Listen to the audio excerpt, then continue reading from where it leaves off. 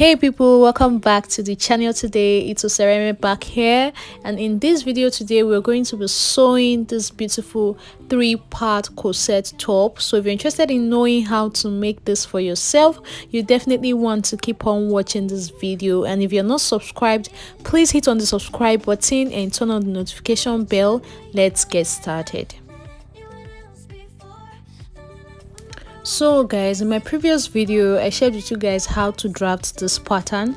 It's a very detailed tutorial, so you need to check out that video to know how to draft this pattern for yourself. So I already drafted out this pattern, and for the back piece I went ahead to fold it in a little bit because I'm not going to be attaching a zipper. This is going to be a loop at the back, so that's why I folded it in to cut it out. So that's just the only difference I have on here, and you can see that all the way around I added about ½ inch stitching allowance to all my patterns. So this is all the patterns I'll be needing to make this top. So guys, firstly we're going to work on our cups. So as you can see, I'm just arranging them in place, and I like to actually make use of my patterns when I'm arranging my pieces, because I've noticed that in the past when I'm trying to make corsets like this, I end up mixing up the patterns and the cups end up coming out flat. So that's why I'm actually putting back all the patterns right in place, just trying to arrange every single one of my cup according to how they're supposed to be, just where they're supposed to be, so that I know which part goes to which part. So I'll advise that when you are trying to arrange your pieces, especially when you have cut it out, it's really hard for you to recognize which part actually goes to which part. So it's just best you put all your pieces back together and just arrange the patterns on them so that you know which part is for which part. So right now I know this part goes together like this. So what I'm just going to do is to hold it in with my pin, and after this we're just going to head over to the sewing machine and stitch down that edge with about ½ inch. So guys, this is what the two pieces looks like after I was done stitching them down, and I had to make sure that I also know which part is going to be stitched to the end of the upper part. So I'm trying to also arrange that perfectly in place so that you know how it's supposed to be, because the shape is different. So if you get the shape wrongly, your cup will not come out. It will not have that hole, like that cage for your book to sit. So now I've arranged it how it's supposed to be. I'm just going to pin it down as you see me doing like this. Just pin it down. If you are having trouble with arrangement, you can always just bring back your patterns, arrange them in place, and I hope that you actually give them that numbering just the same way I did mine. It will just save you a lot of stress. So when you stitch it down properly, you actually realize that there is a space inside for your book to sit, which is exactly what I have right now. So I'm just going to head over to the sewing machine and stitch this down, and I'll do it for the other cup as well. So guys, the two cups are ready. So this is what you get when you stitch it down perfectly well. You actually have that space inside for your book to sit. So now we're going to leave this aside, and we're going to work on the center front and the side front pieces. So I just went ahead to pin the dart area together as you see me doing like this. So I'm going to head over to the sewing machine and stitch it down here and here on this other part. So guys, I'm done with that, and I also went ahead to iron out my seam flat. So the next thing I want to do is to have boning casing up here, and I went ahead to iron this out as well, like a bias. So I'm going to be using this other piece of fabric for my boning casing. So I'm just going to pin it down here as you see me doing like this. I'll pin it on the both dart area.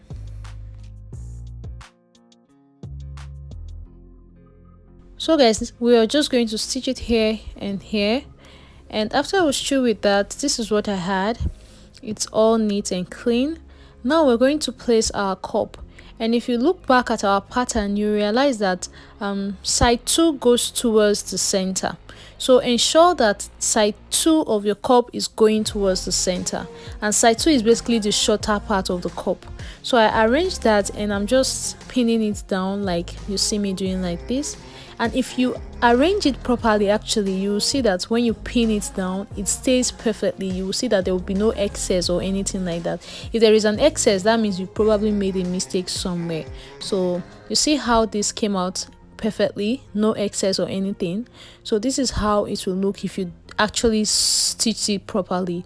So I'm just going to head over to the sewing machine now and stitch this in place, and I'll do it for the other cup. So guys, since I'm not using a ready-made cup, this is a new technique I saw on Instagram. So I just basically cut out this breast pad using the same pattern I had, but I didn't add any stitching allowance to this. So I just cut it out, and I'm just joining it together with my zigzag stitch, as you see me doing like this. So when you're through, you just have something that looks exactly like a cup. So what I'm doing now, this is my first time trying this out, and it actually came out nice. So I'm just pinning it down all the way around, as you see me doing like this. So I pinned it down for this cup, and I'll just do the same thing for the other cup as well. Just place it inside and pin it down. So now, if you do not have a machine that can do zigzag stitching, if you're patient enough, you can just join this together with your hands. But if you're not, you can actually just join it to all the pieces before you start stitching it together. All is going to actually come out the same way, as long as you join the right pieces to each other.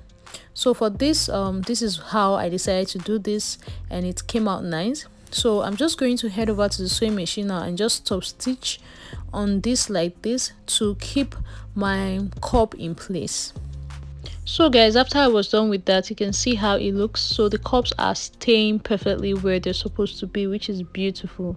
Now I'm going to just join the back pieces to the front.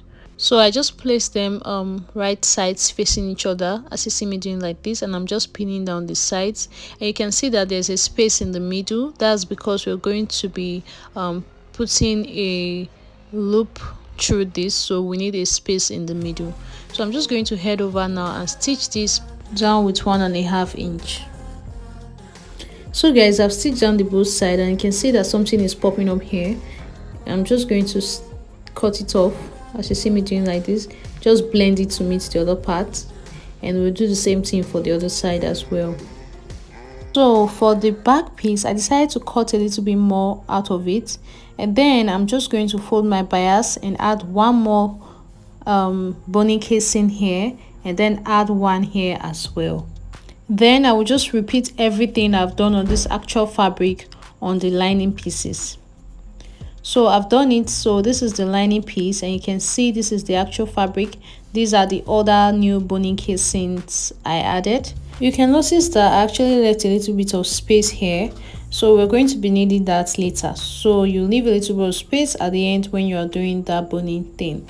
So the next thing I went ahead to do was to make this. I folded in a piece of fabric, and I'm just cutting it out using my strap. I measured out how long my straps were going to be on my body, and it's actually 13 inches.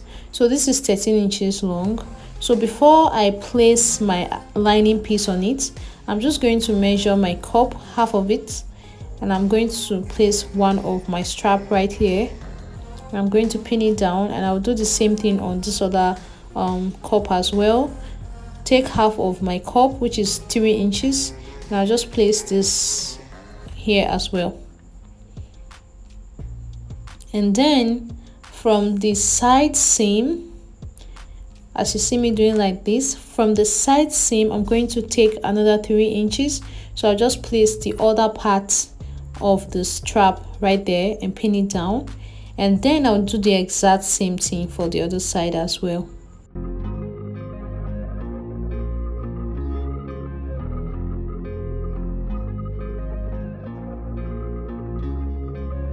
So now we're just going to place our lining piece right on it like this, right sides facing each other, and I'm just going to pin it down all the way around the top.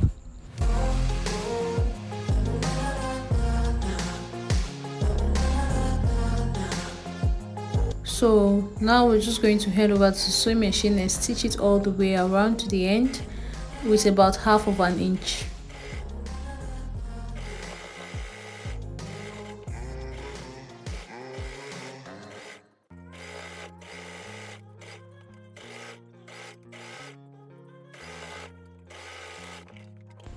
So guys, this is what you would have when you're through stitching it down. So I'm just going to cut a little bit away from the top, as you see me doing like this, and then I'm just going to make notches all the way around.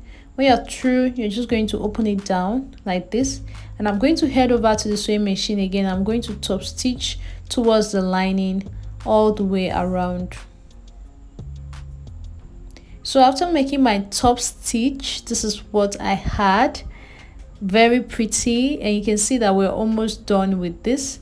But now the next thing I'm going to do is to place my boning through all the casings that I have.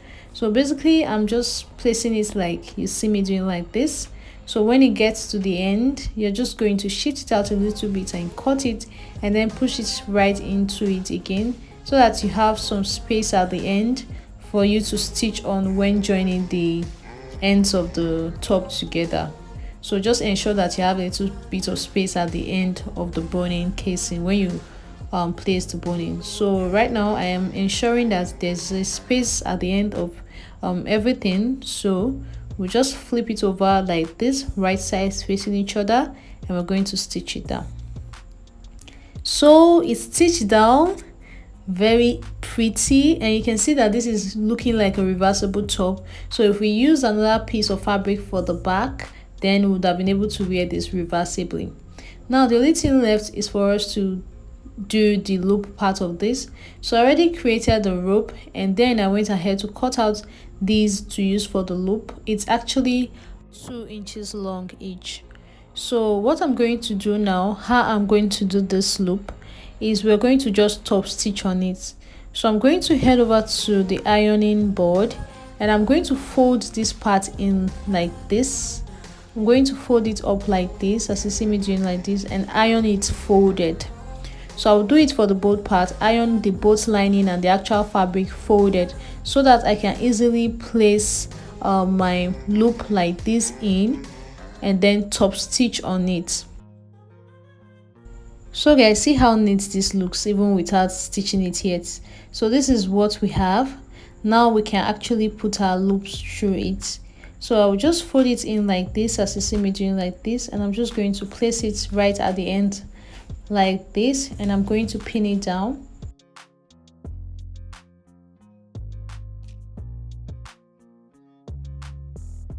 After that, I decided that the distance between each loop, I wanted it to be 1.5 inch. So I'm marking 1.5 inch all the way to the end of this top. So the next thing I'm just going to do is to just fold my loops and place them at that point where I have all my marks, and I'm just going to pin them down as well.